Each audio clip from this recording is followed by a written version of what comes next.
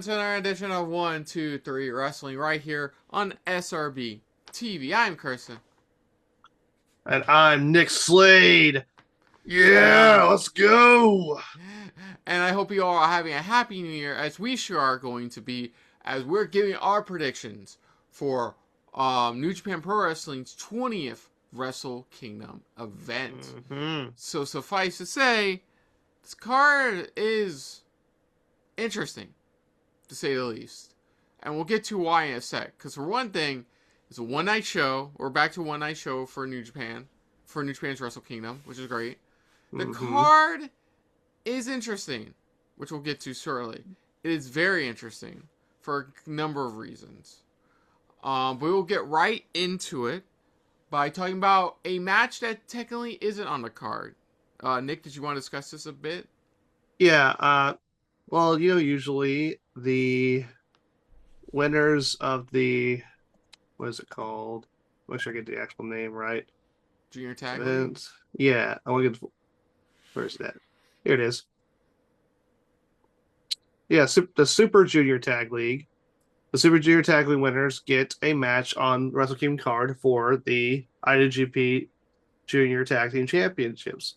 But in this case, the champions actually won the tournament, so they actually get to choose their opponents. But as of this recording, they have yet to announce who that's going to be. And we can assume that match is going to happen on Wrestle Kingdom because the champion Doki is also the IWGP Junior Heavyweight Champion, and he's not wrestling on. He's not defending that card on Wrestle Kingdom. He's actually playing. It looks like he's going to defend on New Year's Dash, and they're having a number one contenders match instead, which we'll talk about in a bit, for that belt. So it's assumed that match is going to happen on Wrestle Kingdom, but they have yet to announce who their opponents are going to be. Now I don't know if they can easily just announce the next couple of days, or I don't know why they would wait so long, or they'll try to make it some surprise in the day of. I assume. Like, I guess that could be a reason to have the Young Bucks on there. They are former junior tag team champions. Yeah. But they also moved up to the heavyweight division a long time ago, so or it could be just somebody else. Right. Could be anybody, honestly. But so it's hard for us to really predict who's going to win that. But I assumed they were going to lose the titles anyways because Doki's currently a double champion. So I figured he was going to come out of this, the fourth or the fifth, with one of his titles lost. Yeah. Okay. Yeah, I have nothing to say on this. Hopefully they add it last minute. It's interesting that they haven't yet. Because this is a 8-match card, not counting the one pre-show. It's an 8-match. Even a Rambo's on the main show card for the first time. Well, 8 matches include the pre-show, and last year, counting the pre-show, they had 10 matches, so they could still easily add 2 more matches before the show actually starts. Yay! As I like to call it, the Tony Khan method. You mean like all the Ring of Honor pay-per-views, last minute booking? Last fucking minute. So anyway, let's talk about our first match on the main card, which is the Rambo, which is a very interesting dynamic doing the Rambo this year, as it will not be for the crap. What was the name of it again? Well, last year it was a number one contenders match for the IWGP World Heavyweight title, which was run by Goto, who went on to win the title. And years before that, it would be used for that trophy. What was that belt called? It's been a bit. Let me pull it up. It's the current champions. There's been a lot of championships. New Japan title. Oh, the King of Pro Wrestling Championship. Thank you. The KOPW Championship. It was usually for that, except for like one time. It's usually for that. Yeah, last year because they got rid of it. They entered 2024, and they made the Rambo and No More Contenders match for the World Heavyweight title last year. And this year they decided to use it for the 6-man tag titles. Yes. So, okay, there we go. It's gonna be chaos. So, which gets me into my point, which is so they're doing something different this year, which is this will be for the vacant. Is it vacant? No, the defending champions are going in as champions. Okay, I see him. So, so they're doing a Rambo to potentially crown a new never Openweight Trios champion. I'm calling it that. I know it's called 6-man, but Trios just rolls off the tongue better. So in this, the team of Toriano, Yo, and Master Wato Those are the champions. defend their titles against. Well, let's see what we got here because there's a lot of names on this.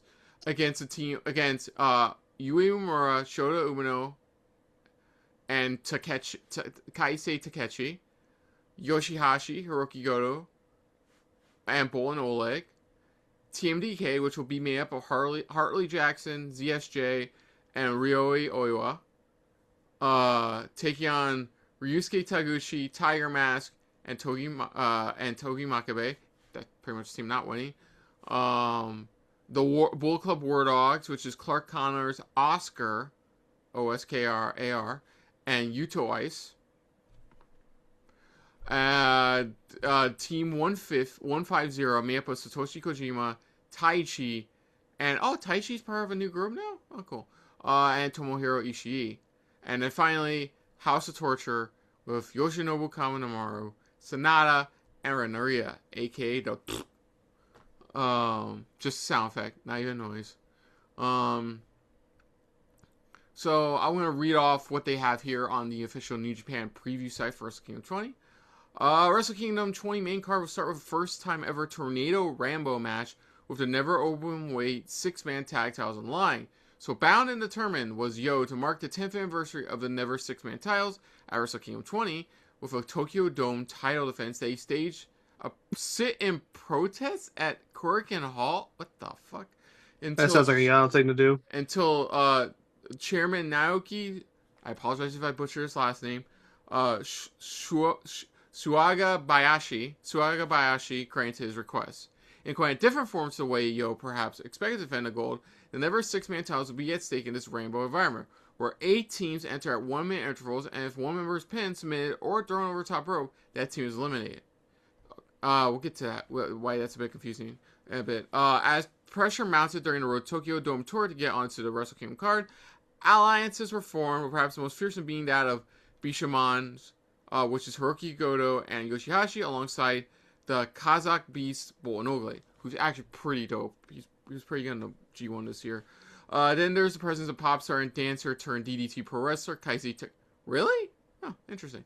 Kaisei Takechi alongside Shota Umino and Yuya Uemura, or IWGP Tag Team Champions, the Knockout Brothers, alongside the returning Clark Connors, and much more, besides on a chaotic start to our main card. God, that was a mouthful. Yeah, so I'm confused. So is the whole team coming out, or is it one by one like a traditional Rambo? So it seems like at 1-minute intervals, the whole team comes out, and if just one member gets eliminated, the whole team's eliminated. Okay, sorry. Okay, so it's one at a time. That's the part I was confused by. It's like it's a one at a time. I mean, that seems like chaos. Like you gotta have a lot of referees around to make sure. And if one person gets eliminated, you gotta inform their other 2 team members. Wouldn't it be easier to say you gotta eliminate the whole team to eliminate the team? That way it could just be like it's a team Rambo, which is what it is, instead of having to keep track of if one person's out, the other 2 gotta leave too. So yeah, I didn't know Taichi is already joined a different group. What was it, Team 150? Okay. It says here Team 100, but I'm looking at Wikipedia. It could be one of us could be having a clerical somebody on Wikipedia or on the site had a clerical error. But anyways, I don't know. I could see it's being Yano and Rambo matches go together like Twinkies and whipped cream, so like it could work. Yeah, he could like he's a master of surviving Rambos like this. He was a multi-time KOPW champion, so like. Yeah, and it makes sense that it's the 10th anniversary of the titles. They want to do something big for it. Now, because how chaotic it's going to be, it's hard for me to know whether they're going to lose the titles or not. Because it can be so chaotic that Yano comes out of it, he pulls it out of his ass, or it's so chaotic that literally anyone could win. Yeah. Yeah, there's a lot of slap together teams in here.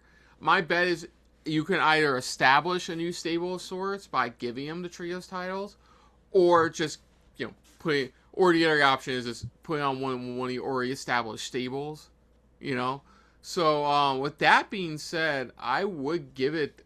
I don't know how long this team's been formed, but I would give it a team 150. Whatever they're called. I give it to them. I feel like they've only just been around for like for a little short while. Io Ishii is currently the strong openweight champion, but New Japan's not afraid of making people double champions. yeah. Uh, Especially if it's a singles and a tag title. I mean, you could on one hand give it to was it Team Yoshi? Was it oh my god, oh my god, what's their tag team name? Was it Yoshihashi and Goto's tag team name? Bishamon. You have Team Bishamon win. I know Goto. I mean, putting a title on a Hollywood star. You know, he's in the new Street Fighter film, so like having him with a title, Mm-hmm. you know, Yeah, you could do that. It'd be kind of funny if the J-pop star won. I wouldn't be surprised. I mean, he's teaming with Shota Ueno and Yuya Uemura.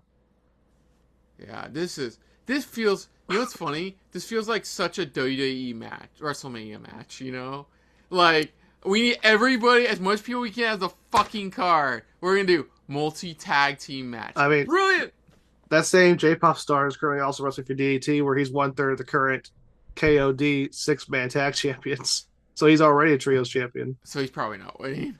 Honestly, yeah, I would say, I would say, damn it. It's honestly anyone's pick. Any of these teams have an equal chance of winning. You know what? I'm gonna go with Team TMDK. You know, give ZSJ something after losing the. Well, remember he's competing at New Year's Dash for the tag titles with Ryo Ola. Well, you said it yourself. They're not gonna be afraid to slap multiple double belts champion. Yeah. I mean, fucking look at before he went on injury. Remember Dustin? He had the trios, Ring of Honor, and the Ring of Honor World Tag Team Championship. So like, I mean, no, I guess. See now you can. You know, I'll go with Team. Oh my god, I just forgot their name. You just told me them.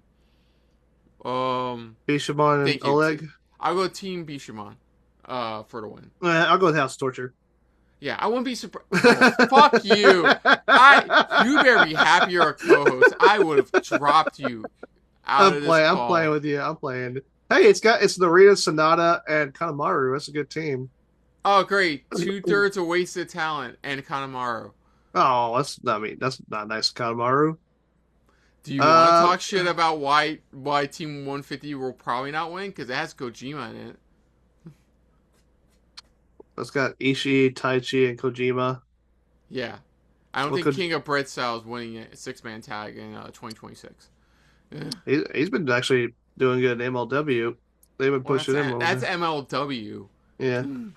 Yeah, I think they gave him like an Icon Award, which they should. If they were going to establish a Hall of Fame, he'd make sure to be their first inductee. Honestly, the biggest shocker would be Taguchi's team. Which is honestly, Wakabe you know what? Tiger Mask. Because of how crazy Yano is, I'm gonna go with Yano somehow and his team somehow retaining. My money's still on Team Bishamon, but I wouldn't be surprised if Team Yano retained. Yeah, I'll go with Team Yano. Yeah, I wouldn't be surprised if it retained. But they've held it since July, so they could. I don't know if they're gonna win or not. But it's Yano. He finds a way to win all the time. Yeah. Okay, next up. It is a belt title for title match as the current I6. That belt's already been around for what, a year and a half? Which belt? The IWGP Women's Champion Syuri defends against the New Japan Strong Women's Champion Saya Kamitani. It's been around 3 years. Oh, it has been. God, it feels like just yesterday. Yeah, they debuted at Historic X Silver in November 2022. I'll give them a response. I'll give them props, and that is some restraint to only have 6 champions of that. I mean, Mayu Iwatani held it for 735 days. She was the 3rd champion, and that will explain that. So, I will talk about this. I'll do the reading of what New Japan has on the preview thing. So, both the IWGP Women's and New Japan Strong Women's title is on the line between two of the world's best female competitors. I don't see Io Sky in this. As IWGP Champion Syuri faces Strong Champion and current World of Stardom Champion at the time of writing, Saya Kamatani. Really, she's also the World Stardom champ. Yeah, and Is that? Oh, she go on. just successfully retained at the last Stardom show, so she'll be going as champion of Stardom as well. So just to clarify, because I know you've told me they have unique title belt names for all of Stardom's titles. Is Yeah. the World of Stardom one the main one? Yes, it has World in the Okay. name. Okay. I just want to make sure. There's a couple Yes. names that are fucking off. Okay. Like we were talking Claudio. He won the CMLL Heavyweight Championship. That's not even their main championship. Well, that's because CML focused more on light heavyweights and heavyweights. That's my point exactly. So that's why I always laugh at stuff like that. It's like that's why I always have to ask, because just in case. Let's see. As nothing short story have hanging held Stardom's top title all the way through the year. Wow, that's impressive. Bringing record crowds to the promotion store and remaining attention in the process. Cool. Syuri, meanwhile, has had her own journey of struggle and strength to make it through injury to become a 2-time IWGP Women's Champion, but they put title here. In her own way, showing the IWGP standard of strong style wrestling in the female field. Syuri's in-ring skill meets Saya Sama's sinister superstardom with both of New Japan Pro Wrestling's women's titles on the line in the Tokyo Dome at Wrestle Kingdom. Yeah, Saya's the leader of the group Hate, and this was like top heel faction in I Stardom. believe he told me that at from we watched Wrestle Dynasty. Yeah, so they're heavily pushing her right now. She's a top person in Stardom in New Japan's women's division. And what is the first singles conversation for these two women in the close to 5 years? You can tell they auto translate this because some of the grammar's off. But yeah, according to this, their singles record is 1 win and 1 draw, with the one being going in Syuri's favor. Yeah, here's the thing about this. That's why I was keeping track whether Saya was going to lose the Stardom title or not, because she's going into this already a double champion. So if she beats Syuri, she'll be a triple champion. She'll have all 3 of the major New Japan Women's Championships: the Strong title, the IWGP title, and the Stardom title. She'll have all 3 belts, which they could do because they are heavily pushing her. But I can also see Syuri, who's only been her second reign about 77 days. They could give her the Strong title as well. Make her a double champion instead. I can see that. I can also see them pulling a fucking Mercedes Moné and giving 3 belts to Kamatani. I can see them pulling that, but I don't know. I would say I say Syuri to win the Strong Women's title. Yeah, if she had lost the Stardom title, I was going to go with Saya, but since she retained it, I'm going to go with Syuri winning. They held both the IWGP and Stardom titles. I mean, Strong title. Yeah. That way, Saya's still the Stardom champion, and she's still ruling over Stardom. What the fuck kind of match is this? Oh, okay. I mean, it should be a good match. I think last year's it was short, but I remember the Wrestle Kingdom 19's women's match was actually really well done. It felt short, but it was very well done for the time they were given. If you a little background series, she's also a former World of Stardom champion. Oh, interesting. But it should be a good one. It sounds like 2 amazing female wrestlers going at it. This match should be good. This match should be good. Yes. In a sold-out state, man, that's gonna be awesome. So yes. Next up, oh man, I can't wait to read the description on how the fuck this collaboration is starting. It is a 10-man tag team match as the Bullet Club War Dogs, which includes Dave Finlay, Gabe Kidd, and Drill Maloney, team up with Hiromu Takahashi and my new boy, Shingo Takagi. New boy. Yeah, those 2 are calling themselves unaffiliated right now. Yeah, I heard about that. I was wondering, I forgot who was calling who. Taking on, this is interesting, taking on the team of United Empire, which consists of Great-O-Khan, Callum Newman, and Henare, and their surprise benefactor of United Empire, and technically new member of United Empire, the recently got his legal shit out of the way, Andrade El Idolo, and yeah, go ahead. And a yet to be announced 5th tag team partner for them. So yeah, so there's two big pieces of news to get out of the way for this match. First off, both the Bullet Club War Dogs contracts are all set to expire soon, and New Japan is Oh, hoping they re-sign. Um, oh, you on know, AEW wants Gabe Kidd. You yeah, know they do. yeah, especially after that bullshit match he had at World's End. Like, what the fuck was it? Anyways, Yeah, that match. so yeah, Andrade, we talked about this before. He got his legal issues worked out. He is no longer any non-compete clause with TKO or WWE. He's officially a free agent and was recently revealed, because the news about that came after the reveal he was the benefactor for United Empire.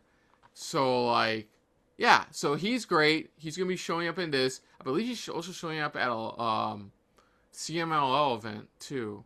Mm-hmm. Um, I'm pretty sure he's going to be showing up at AEW again as officially the newest member of the Don Callis family. I believe he had already gotten around the no compete clause that he could compete internationally. Mm-hmm. So that's why he was already able to go to CMLL. Yeah. And I So, assume also with New Japan, but if he's also got the other stuff out of the way, I guess they could restart if he does go back to AEW to restart. They start with Kenny Omega. yeah. So, Cal Newman made incredible gains in 2025. A two-time IWGP Tag Team Champion in the spring, Newman became and remains the youngest man ever to win an IWGP title, let alone two of them. In May, even in defeat, Newman became the youngest man to ever challenge for the IWGP World Heavyweight title, and more than equipped himself as an individual star during the G1. Yeah, he was pretty dope. He had a couple of good matches in this year's G1. Yeah, he did so on the back of a Chrome United Empire that this year saw the departures of Jeff Cobb and TJP. We know where Jeff Cobb wound up. I don't know where GGP. I believe I heard it was MLW, but I could be mishearing that. And the faction blighted by injury elsewhere, all as the once dominant team seemed destined to fade away. Newman put the blame for that on the doorstep of Dave Finlay and the War Dogs, with the United members all badly affected by it's supposed to be February, but they have it spelled FBE. February 2024's Dog Pound Steel Cage match. Oof, Jesus Christ. Yeah, I did. It says here back in October, the TGP was a guest coach at the W Performance Center, but I think that was just a guest position. okay. Okay, made me lose track. Where is it? In which family put in, yeah, in which family put into World's Off Training in Japan. Also put into another person's career in that, but that we not talked about here. Newman sought to start a new chair for the group and get revenge on Finlay in World Tag League, but instead found himself an Okada eliminated Finlay at Hiromu's hand, sending the Prince off the deep end. A violent attack for Newman on the War Dogs and unfeeling members led to challenges offered and accepted for the Tokyo Dome. Newman stated that Wrestle Kingdom will see the return of Henare from knee injury after a year on the shelf. Oh, good for him. I didn't even know he was on the shelf. But didn't say who else will be on the United Empire side until December 22nd. A new financial benefactor for United Empire was revealed as Andrade El Idolo, who brings a lot of intrigue and personal history to the table. The former La Sombra, oh wow, that's a nice deep cut, was a key part of LIM and was the one who invited Tetsuya Naito into fold over a decade ago. A move that begot LIJ's home of both Hiromu and Shingo Takagi until they became affiliated in May. Who else joins the main team? One of the most violent factional feuds is revived. You be the judge. That's how it ends. Man, Nick, you do anything? You know how to translate Japanese? Like, cause good lord. That was a tumble. Yeah, New Japan's website does rely on generated translation. See, it's a little rough. Yeah. Okay. So I got the gist of it. Basically, Newman is trying to keep together what's left of the United Empire. The former LIJ and War Dogs aren't helping things, especially considering War Dogs, caused Ospreay to not be able to wrestle in New Japan ever again. That's what's said here. I don't know if that's entirely true. So now they're teaming up together to take on United Empire and whoever's the fifth member to take on this team. I mean, honestly, I'm still in like Wrestle Kingdom of 19. I'm still in it could be Will Ospreay band camp. But probably. The War Dogs did make it to where Jay White could wrestle New Japan again, but I don't remember them doing that to Will Ospreay. Yeah, well, it's not Ospreay because reports say he's there's still a slim chance he's even going to make it back for next year's All In. Yeah, I'm trying to think who Um, the mystery guy is going to be because okay, Newman's in the match. it could Okan's be in the match. TJP. It could be TJP for It like. could be Francisco Akira's not listed, but I don't know why they would make him a mystery opponent. Mm. Jacob Austin Young's in their corner. Templario. See it listed. Could be Templario, but I don't know. Again, if it was actually one of their members, I don't know why they would wait. Could be if Osprey was healthy, I'd say Osprey, but it's probably just gonna be a surprise appearance for somebody if they haven't announced it yet. Who's gonna be? Like Um, we're assuming it's a United Empire member. It could be just somebody else. I'm gonna go with United Empire. I feel like I said before, War Dogs contracts are coming up, and I don't think they take a chance of giving them the win if they're just gonna be leaving, like not literally next day, but like metaphorically next day. Man, if most of the War Dogs leave, they should just go ahead and kill Bullet Club. Bullet Club's been dead for a while. Yeah. Because it officially really died when Fale left, the last original member. Apparently, they still count Bang Bang Club as an affiliate group, but Okay. are they really? But yeah, I'm gonna choose. I'm gonna stick with yeah, United Empire with the Yeah, mystery partner. yeah. It's Andrade's return to New Japan. They're teaming up with the United Empire. It's a mystery partner. It probably is going to be them, even though like unaffiliated are the remnants Lij and Lij are my guys. But yeah, I'll go with Andrade and United Empire. Yeah. Okay. Yeah. I mean, it should be a good match. Like, look at the people in that fucking match. Oh yeah. That's gonna be one hell of a fucking match. Uh huh. And I can't believe I'm saying that about Great Khan. Remember, like a year or two ago, he sucked ass. Now he's been doing way better. And we found out he's a heroic pimp daddy. So hey, I'm never letting that go, man. As soon as somebody said that, I'm like, okay, that's his new accolade. Okay, this next match is interesting because I could have sworn I read it differently, but no. In a number one contenders four-way match for the junior heavyweight IWGP Junior Heavyweight Championship. What? Well, no, we discussed this earlier because Doki is both the IWGP Junior Heavyweight Champion and one half of the Junior Tag Champions.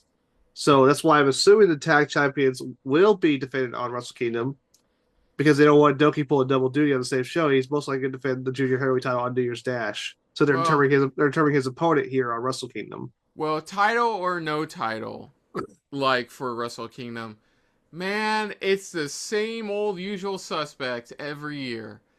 Hey, Nick, tell me if you heard this one before. El Desperado, Again, Taiji Ishimori. again. To be fair, Kosei Fujita is new. I'll give him a pass on Yeah. that. And Show. Mm-hmm. Ugh. Well, it's kind of me jumping the gun a bit. That's why I'm going with Kosei because he's never been champion before. Well, let me talk this over the backstory of this because unfortunately, unlike WWE, they give me 3 paragraphs of backstory. For the first time since 2012, the IWGP Junior Heavyweight title is not scheduled to be defended at Wrestle Kingdom this year. Indeed, Doki is already seen on the Wrestle Kingdom cards as writing, all despite, or perhaps more accurately, because of a strong collection of challengers. That's a bullshit reason, but I'll keep going. Doki won the No, title. it's most likely he's going to defend the junior tag titles. Oh, fuck it, have him defend both. Fucking WWE did it. Doki won the title back in October, ending a spectacular MVP-worthy title reign for Desperado in the cheapest way possible, as Show repeatedly cracked the Black Mirror over the head of the champion and allowed him to come to Doki's darkness stretch. Oh, the Doki Choki. That victory alone will be enough for Desperado to demand a rematch. Then there was the Best of Super Junior winner, Kosei Fujita. Oh, somebody else won the Best of the Super Junior? Somebody who deserved it? Shocker. Who had leveraged his tournament victory to a sensationally hard-fought challenge against El Desperado back in June, just coming short of then champion in a Korakuen Hall Classic, only to then see the title denigrated since. Fuji and his partner Robbie Eagles had already been screwed out of the junior tag titles by Doki and Sho in September, a chain of events that had sent Fujita into a violent rage as he vowed he'd get his hands on Japones del Mal. I may not have, I may not be under weather, but, fuck, man, my throat's hitting me right now. Then there's Taiji Ishimori, who was the first defense for Doki during his first reign as Junior Heavyweight Champion in 2024. Then Doki was a proud fighting champion looking to prove himself a victory over men he hadn't overcome before. From a heroic victory, the cowardly escape was something Ishimori wanted to fight against, yet cowardly escape exactly explained Doki's actions in November. Faced with 3 challengers, Doki bowed out a match, saying that Sho would step in and determine the number 1 contender. See, that's bullshit. Like, I'll finish my thought. I'll finish the description. Whether Doki is upset the hard shot should be he have defended himself or simply feeling trauma his injury inside Tokyo. Oh shit, that's right. Shows his partner. Desperado in 2025 is a matter of some debate. Regardless, it's number 1 contendership that's at stake here, and Bernie's out for at least 3 of our 4 tonight to get eventual hands on the champion. Well, still that's bullshit. I just realized that shows his partner. So yeah, they're not. He's not gonna pull double duty. Yeah, no, I'm sorry, dude. No offense. That's bullshit. That's thinly veiled storyline bullshit. The Wrestle Kingdom 20. It's the first time since I've even started watching where the IWGP Junior Heavyweight title is not being fucking defended. And I'm not saying it's gonna be a bad match. I think it's gonna be a fire match. But come on, seriously? Come on. I've seen so many wrestling matches, not even counting Royal Rumble, where tag team partners, best buds, have had to take each other on through thick and thin, because that's how the game works in pro wrestling. That is a thinly veiled piece of bullshit reason to not have the title being defended. Once I realized that, I was like, wait, Shows his tag partner. They're not. That's not why they're doing it. So wait a minute. So they're supposed to pick their opponents. So what happened to Junior Tag League then? They're supposed to pick opponents to face on Wrestle Kingdom. Is that going to be New Year's Dash, or is that going to be a future show? Dang it. I don't know. This card is really weird when I'm looking at it. I remember I was seeing. Yeah, go on. Well, I guess we'll talk about that more when we talk about overall. But of this list of challengers, it's not going to be Sho because he's his tag partner. I don't think it's going to be Ishimori. I think it's either going to be Kosei or Desperado. And the reason I'm including Desperado in that is last year's Wrestle Kingdom, remember, it was Doki defending against Desperado, and Doki got legitimately injured during the match, and they had to stop the match and award the belt to Desperado. Great. Yeah, I'm gonna go with Desperado. Keep it quick. You just convinced me just by saying that. They're gonna give him another chance, considering what happened at last year's. Yeah, I remember that now because we were wondering why that match ended abruptly. The thing is, Kosei won the Best of Super Juniors, and he got screwed over. And Kosei's the only one in this match who's never held the junior heavyweight title. So part wants to go with him. Yeah, but. So it's either going to be Kosei or Desperado. I can see him doing it to giving it to Fujita, but would not be surprised in the Okay, this is my least surprised and most surprised in order of who would win this match. I think this is funny. Literally in this order: Desperado, Fujita, Ishimori, Sho. Yeah, as listed. Yeah, as listed. So, but I'm gonna say Fujita, but I won't be surprised if it's Desperado. I'm going to go with Fujita because who I want to win. Because the junior heavyweight division has been a victim of repetitive people over the years. I know you were sick to death of, even though I'm a huge Takahashi. I'm a big Takahashi. I know you were sick of him winning the junior. Well, to be fair, I remember I got that wrong. I forgot that was the last time I actually watched the Best of the Super Junior tournament. Excuse me. Still congested. Yeah, because he won 2018, 2020, 21, and 2022. You were like, damn it, pick somebody else. And yeah, it's the usual suspects with El Desperado and Ishimori. But yeah, we got Kosei in there for a little freshness.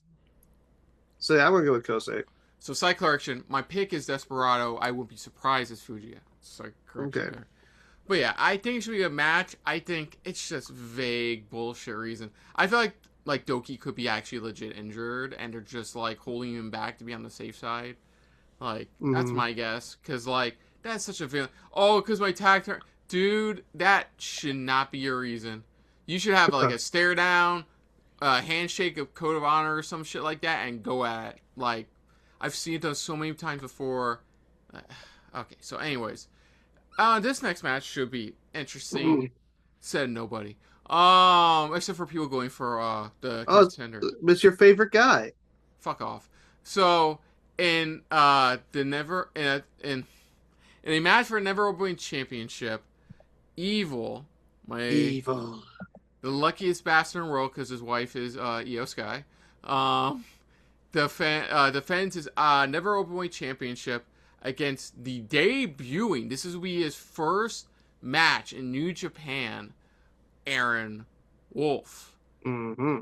So, Olympic judo gold medalist Aaron Wolf is no stranger to high-pressure sporting situations, but his professional wrestling debut in the Tokyo Dome might just be the highest pressure, it says situation in the life of a natural sporting hero. Wolf's first pro wrestling matchup will be viewed by the world and a sold-out Tokyo Dome, with stakes raised by the Never Openweight Championship being on the line as Evil seeks his first defense of his 4th reign. The match came about when Evil won the title from Bolton Oleg at KOPW. The usual chicanery that we have come to expect from House of Torture permeated the bout, and HOT continued to pile on the... Oh, House of Torture. Continued to pile on the punishment after the bell sounded. After stewing at ringside, Wolf finally became physically involved, sending the HOT members flying and sending Evil flying into a blind rage. Declaring himself pro wrestling's only gold medalist, I mean, you know, Kurt Angle. Yeah, I mean, well, yeah, that was in wrestling. He won in judo. It says declaring himself pro wrestling's only gold medalist. Yeah, well, does he be like currently active, or does he mean like over? Only gold, pro wrestling's only gold medalist. That well, that's unless auto translate fucked up, but like that's what they put here. Like, yeah, fuck off. It's not like Kurt Angle. Wait, Kurt Angle competed for New Japan, right? Yeah, he won the 3rd belt version of the IWGP Championship. What the fuck? Anyways, that was the whole thing with IGF. Evil spray painted his never title gold and said that after he defends that Tokyo Dome, it was cement that says. Wolf continue to remain unfazed though and will not be back into the quarter, accepting Evil's challenge. Wolf continue to be enforcer against the House of Torture for the rest of the year. Most recently at the World Tag Team Finals when Evil completely tried to run away with the never 6-man gold. Yet it takes more than a result to prove successful in the New Japan ring. Will Wolf claim the never title in his debut bout? I think no. They might. And I even no. Now to be fair, I'm saying that not counting the House of Torture bullshit we'll be seeing in this match. I mean, it says here he's gonna have Dick Togo and Don Foley in his corner. So I'm gonna take if we were to make a drinking game out of this, every time House of Torture did something illegal, we'd be wasted, shit-faced by the end of this match. Like seriously, I'm glad we were only doing for Saudi Rumble, but like, yeah, I've never seen Aaron Wolf before. I'm assuming this is their own unique way of like debuting a young lion. Like he's 29. I mean, yeah, he's still he won. Lion. Yeah, he's a little background. He won the gold medal at the 2017 World Championships in Budapest, and he won the gold medal at the 2020 Summer Olympics. He retired from judo competition in 2025 and debuted in wrestling that same month. So they want to bring him in. Probably see how he does. It seemed like something that Inoki would do because he loved bringing in outside athletes into wrestling, especially if they had MMA background. Since this is New Japan, they don't typically let new people win things because they really push the idea you have to earn it. You have to move your way up. Yeah. So it's probably gonna be a good showcase for him against Evil, but Evil's most likely gonna pull out the win. Yeah.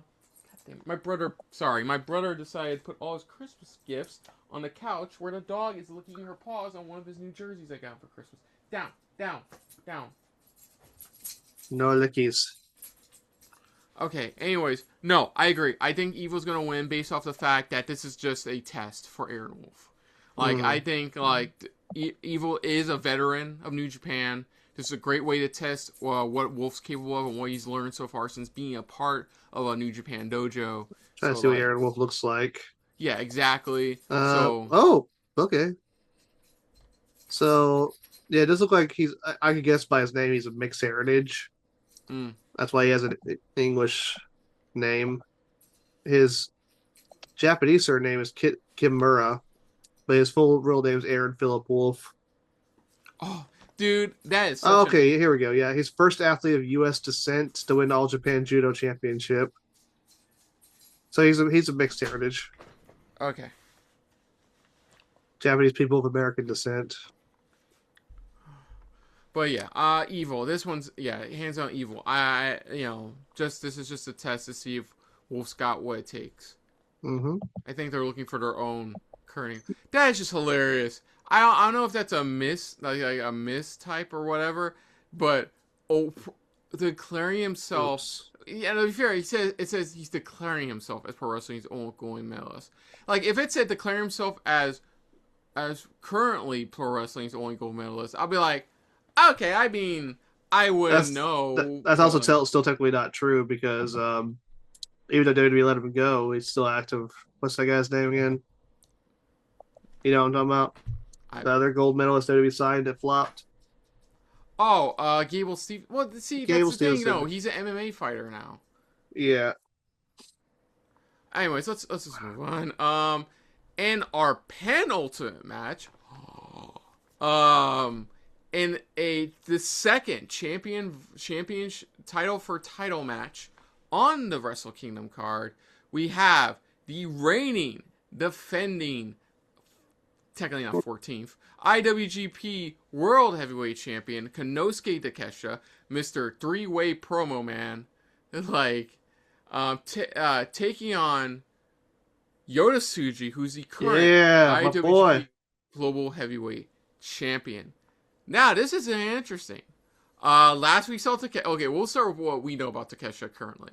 So, Takeshita, unfortunately, lost in the C2 semis to Okada. Bullshit, but he still lost to him. But it's still technically the IWGP World Heavyweight title. He won the G1 this year in shocking fashion to me. I put in our best of moments. I was like, wait, what? Takeshita won it.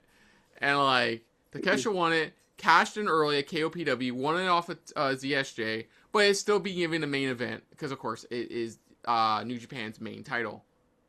That was before they decided to make Tanahashi's last match main event, which makes sense. Yeah, and Yoda, please, for the love of God, quit working for AEW, Tsuji. He's doing that thing where he's saying true things under kayfabe. Yeah. That's a whole conversation we can have about AEW's rating New Japan's talent roster for years. Well, regardless, let me get into the description. Both IWGP World Heavyweight, IWGP Gold Champions are on the line as Yota Tsuji takes on the G1 Climax winner and World Heavyweight Champion Konosuke Takeshita. Back in November at Final Homecoming, an emotionally charged victory for Tsuji had a hugely significant epilogue. The unaffiliated member stated that Tanahashi could entrust New Japan to him. That led directly to Tsuji challenging Takeshita for the Tokyo Dome. And what he deems as a bid to take back the top title in New Japan and to link its past to a golden future. I forgot Tsuji won the world title already. Huh. No, he didn't. It says that led directly to Tsuji challenging him for Tokyo Dome and what he deems as a bid to take back the top title in New Japan. I think he means no, because he's only held the global heavyweight title twice and the openweight 6-man titles. He did win the New Japan Cup in 2024, but he didn't win. I think he means on behalf of New Japan to take the title back, because he sees Takeshita as an outsider. Oh, it's probably a weird translation. Yeah. Should Tsuji win, he plans to abandon the cursed IGP World title and to... Oh, Jesus Christ. This is the reason Nick's going to pick Tsuji. Should Tsuji win, he plans to abandon the cursed IWGP World title and to revive the IWGP Heavyweight Championship. Oh, he's not going to win. Oh, he better win. Damn it. It's a key tenet Tsuji feels in his dedication to ushering a new boom period for New Japan, a philosophy that stands distinct from Takeshita's. The Alpha has talked at length about doing the unprecedented as a triple contracted wrestler, which I brought up before, and advancing all professional wrestling as a whole with himself at the forefront. While Takeshita's goals are admirable, Tsuji states that it speaks to Takeshita's ego in general, claiming that a true champion doesn't merely demonstrate strength, but protects the company he's champion of. Right. In this winner, let me finish. In this winner-take-all scenario, the victor will no doubt, they put doubtless, but will no doubt shape New Japan Pro Wrestling and all professional wrestling moving forward into the post-Tanahashi era. Will it be Tsuji or Takeshita that carries the weight of the world on his shoulders when all is said and done? Crap. As soon as I read down, I already know who Nick's going to pick. I was already going to go with Tsuji. Now you're 110% going for Tsuji. Yeah. I'd rather they do is just acknowledge that the World Heavyweight title is a direct continuation, not a separate belt. That way you can add the history so far they've done the past few years to the old belt and continue it from there. It was stupid to reboot the title lineage. It was stupid from the beginning to do that. Okay. So we already know who's in the main event. We know that Takesha is very, very pissed off at Don Callis' family, especially Okada. Even though he's going to have Rocky Romero in his corner. Do you think Okada interferes in any way? No. No, wait. Do you think... Sorry, let me rephrase that. I just thought of this. Do you think Rocky Romero costs him? Which then, in turn, has Okada... He costs Okada the retirement match against Tanahashi. No, because I kind of feel like they don't want to have outside shenanigans involved in Tanahashi's retirement match. They probably just want it to be a straight up final encounter between Tanahashi and Okada with nothing messing with it. This isn't like this is New Japan. This isn't like WWE or AEW like that. So I am thinking Tsuji's gonna win. Yeah. Whether he actually does revive the original lineage of the belt, I don't know. What that means for the global heavyweight title, I don't know, because New Japan has this another bad habit of creating these really cool mid-card titles and then throwing them away and replacing them with new belts for some reason. They got rid of the Intercontinental title.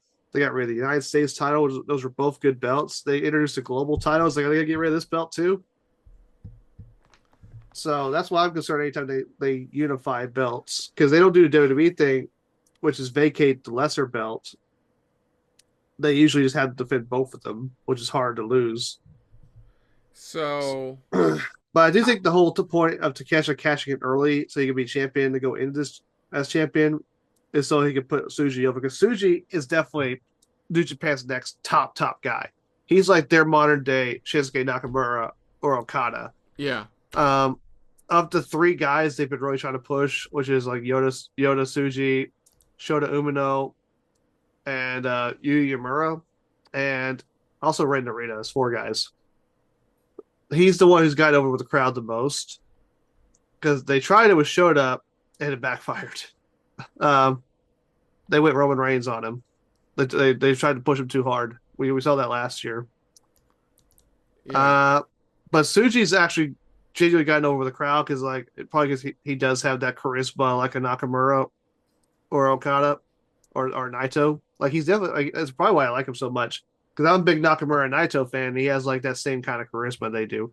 So this should be a crowning moment for what should be their next top guy. Tanahashi's leaving. Okada's at AEW. Nakamura's in WWE. Probably close to his retirement. They need new top guys, and Tsuji's that guy. This needs to be a crowning moment for him. Like it'd be really dumb to keep the belt on tuck. What's stopping? You know what's stopping me? Because this isn't the first time they've done we're gonna bring back the original championship belt. This isn't the first time. They teased that a while ago with was it Tanahashi teased that? I forgot. Yeah. So that's why I can't like 100. That's why I'm kind of iffy on this, because like on one hand, how many times has Takesha actually defended the IWGP World Heavyweight Championship? They usually list it here. Hold on. He's defended it once. Yeah. So like, but to be fair, there's been plenty of times when somebody defended once and lost it. Well, let me continue to explain, because like that's the thing I have. Do they just let him lose the title even though he defended it once and that's it, and we just move on from that? Or do we let him hold the title? And I know it wouldn't be, I wouldn't bat an eye on it, because I think, I've said before, I'll say again, Takesha's fucking awesome. I think he's getting up there as like Will Ospreay levels of, I can't think of a bad match this man's had. Like that's where he's getting with me. He's excellent. I don't know how he does it, but he puts on, he's like Ospreay. He's just like next Ospreay, where it's like banger after banger from the guy. Like, it's fucking Takesha. He had like a banger match against I think it was Orange Cassidy. It was during the C2. I don't remember. But like, yeah, see, that's where I'm split, because like he's only defended it once. He's only held it for like 3 months total, 4 technically by the time he defends it. Yeah, but at that point, Jon Moxley was also an outsider who held it, and he held it for 79 days. But he defended it more, though, He technically, didn't he? he defended it five times, successfully 4 times. See, that's where, like, But also Takeshita hasn't had the ability to really defend it because he's been busy with AEW so with the yeah. I C2. think, but that's where ultimately comes down to is that I think he loses the belt here like Okada calls him a bitch on the next Dynamite or something like that, and that's the final straw, and he starts beating the shit out of Okada. Yeah, I think Like, it's going to lead to Okada Takeshita for the international title. like, because think about it, this works in storyline too. Who's main eventing Wrestle Kingdom this year, Nick? It's Okada. Not the champion. No, No, no, his bitch best buddy in Don Callis family. yeah. Okay, I'll give credit to them for this. That's kind of clever booking, and they didn't even do anything. Tanahashi's just having a retirement match. Like that is insane to think about. Like, so yeah, I'll go with Tsuji. I think ultimately I'll go with Tsuji in the end. If New Japan's smart, it needs to be Suji. You need to. You've lost a lot of talent to AEW, or to, in case of Naito, him just leaving. You need new top guys, You know and what? Suji is your top guy. You know what's toxifying my thoughts is the bullshit going on with TNA and NXT stuff. Uh, That's what's toxifying my thoughts about this outcome of this match, because I'm like, man, this it's gonna be some bullshit, and it's gonna be all because Tony wanted this. Like that's what's toxifying my mindset. But I think ultimately, I think you're all right in the end. Tsuji should pick up the win. He should be the next big face of the company. His team should get a different fucking name because unaffiliated is literally the term NA. Like, I honestly think I don't know. I think they should have kept the LIJ name, even though it wouldn't have been the same without Naito. If Suji was the new leader, it still would have been LIJ. yeah, I disagree. That's the only thing I really disagree with is like their stable name. It's like Yeah, you could, it's literally just LIJ without the name. but no, okay, sorry. My pick Suji. I do agree with you. Like you have to crown a new one now. And if this is them finally realizing their belt looks like a Kamen Rider ripoff, I'm all for it. See, while I want the original lineage to come back, I'd hate for it to be at the expense of all the champions they've had the past few years. So I would just merge the lineages and That's what continue from there. they'll probably do that. I think best case scenario is they'll merge the lineages together. So that way, like Takesha would I don't know. I don't remember how many champions there were before they switched the belt design and name, but like, man, I don't even want to try to guess. But it should be a good match. I think that should the Takeshi Shuji should be like one of the better matches on the card, like one of the best match on the card. There were 31 different champions, Before they individual, switched. and the 73 reigns before they switched. 73 reigns. Okay, so yeah, so technically 80 Takeshi will go down as the 87th. Okay. We'll see what happens. I think it should be a banger match, though. Mm-hmm.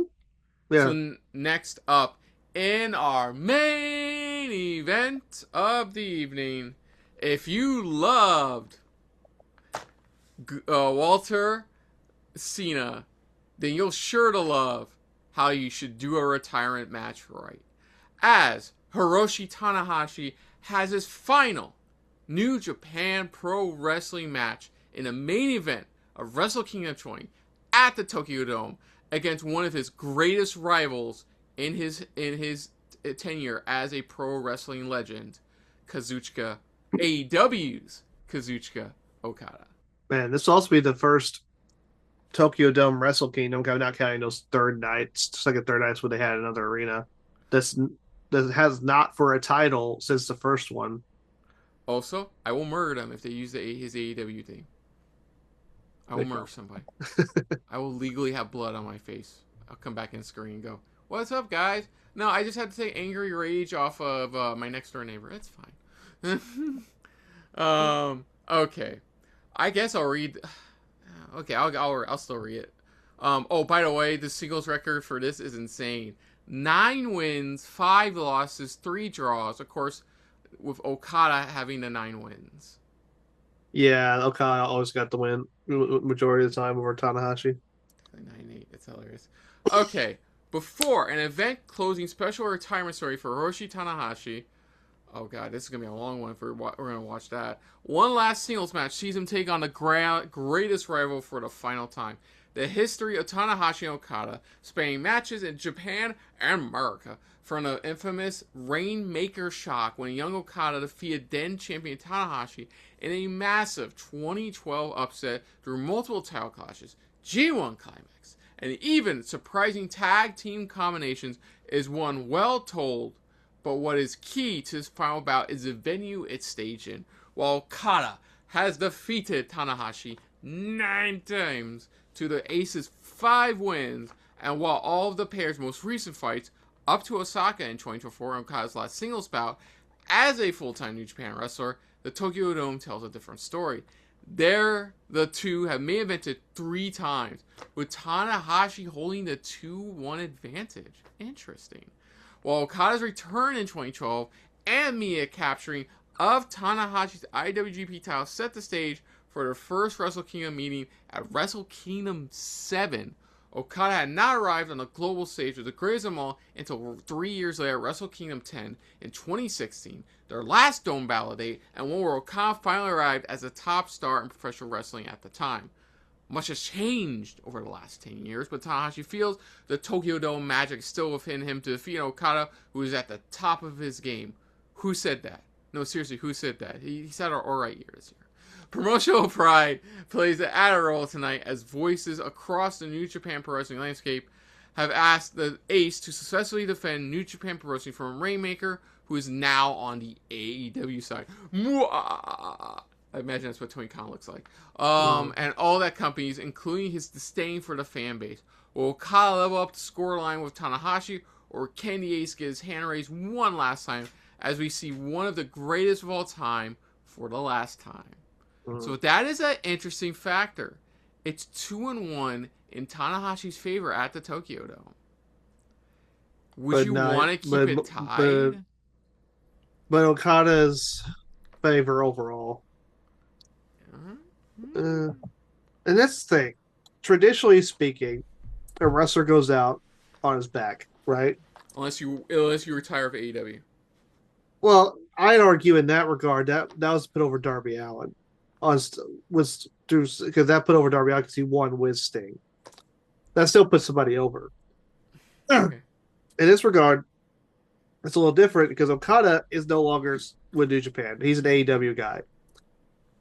Does Tanahashi go out with his loss to essentially who's now an outsider, but who's also one of his greatest rivals and is a New Japan legend? So, and it would be you could have somebody win their last match, go out like a hero. They could have now Cena Gunther, but they decided not to.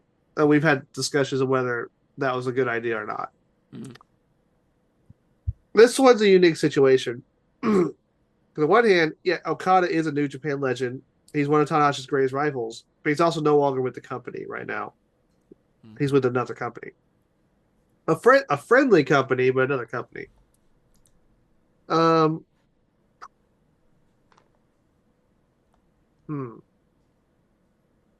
My gut says they'll have Okada win because just tradition for the retirement match for the guy retiring to lose. But it's also Tanahashi, who's like the ultimate superhero of New Japan. Mm-hmm. Him going out on a win, especially over a villainous, now outsider Okada, would be fitting as well. Right. Kind of makes it a little difficult. What do you think? Okay, so I see a couple ways. For one thing, yeah, you could keep the tradition, have Okada go over Tanahashi, boots in the ring, whole 9 yards. Because they say he's going to have a retirement ceremony thing just right after the main event, which I'll make somewhere and I want to watch that. Well, we'll see. But see, Okada would make sense. It would make the most logical sense from a pro wrestling traditionalist. At the same time, though, while it's Okada, it is like you said, it's AEW. He's an AEW representative now. Like, and I think that what has me is the win-loss record at Tokyo Dome between the two. That's what has me. Because why would you tie it at Tokyo Dome? Why would you tie it at Tokyo Dome? That's what keeps on. That's the question that keeps on bouncing in my mind. Why would you tie it at Tokyo Dome? Their Tokyo Dome record. Why would you tie it? Like, if he's retiring, that's just 2-2. Like, I don't get me wrong. That is minuscule compared to everything they can do with it. Okada wins. Guess what? Don Callis has something to brag about in the next episode of Dynamite. It would continue the feud between eventual and finally feud against Okada and Takeshita, and like having Takeshita eventually beat somebody like Okada, who in turn beat somebody like a legend like Tanahashi, is like definitely a passing of the torch. I think it's all that really only benefits AEW. What benefits New Japan? Exactly. So what ultimately benefits New Japan for us? Yes, Okada is still on good terms with New Japan. I mean, he wouldn't be here if he wasn't on fucking good terms with New Japan. It would probably be like Tanahashi's second greatest rival, whoever that is. Like Nakamura is his greatest rival. Third greatest rival. Who would you say is? We got Nakamura, Okada. Who else? I don't know. That's the thing. I don't know. So that's their point. Is like I brought up AEW before because like so far they are the kings of swerving people with retirement matches. Like they are, because Tony Khan gets, of course, we found out recently. The main thing Tony Khan still does is get final say in all creative decisions. So he was able to, even though Sting wanted to, even though like I know for Bryan Danielson there was a whole situation with that as well, and like the fact that if that is his retirement match against John Moxley, the Death Rider bullshit, I'll never forgive him for that. That's garbage. Oh yeah, his final match has a bag put over his head, choked out. Yay! But that's the fun. I guess once again, that's the funny part. None of that matters to me. What matters is, like I said, the 2-1. I didn't know about that because going into this, I'm like Okada easily. New Japan is so traditional, for pro when it comes to pro wrestling stuff. It's very, very traditional. Like look at all their trophies, look at all their title belts. Man, the only some of them haven't even have barely gotten significant upgrades. They have always been like that since the time they were first introduced in New Japan. Like they're traditionalists through and through. So I think regardless of the 2-1, I still gonna choose Okada, but nothing would surprise me more if Tanahashi won his final match. Yeah. I mean, the man would deserve it, He is a legend through and through. This man is sore and broken all over. He only just recently became the president of New Japan. So, I think I would go with Okada because what I said makes the most sense. Okada, he's passing the baton to Okada, who's now that kind of legend. And Okada is a well-deserving person to get that accolade.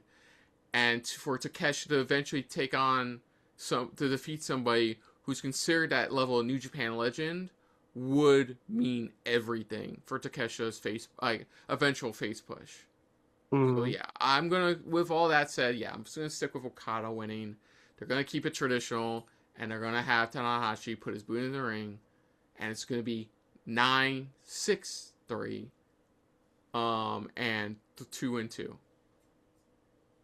Though that's gonna bug the fuck out of me. Yeah, I hate tied records. Yeah, but what do your pick? I think you're right. It's probably going to be a tradition. Okada's going to win, and it does. But from an AEW perspective, it benefits them because that continues the Okada. If Takeshi loses and Okada wins, that builds up that resentment. Yeah, and Tanahashi does not mind putting over somebody like Okada. And also, Okada is still a New Japan legend. I just kind of wish they had somebody who's still in New Japan who could really help benefit New Japan in this case. Yeah. I don't know. Maybe it would have made more. Maybe it would have made more sense to put him against a younger guy they want to put over. I don't know. Maybe if Shota Umino had actually got over with the crowd last year, maybe it would have made sense for him. Well, here's the thing.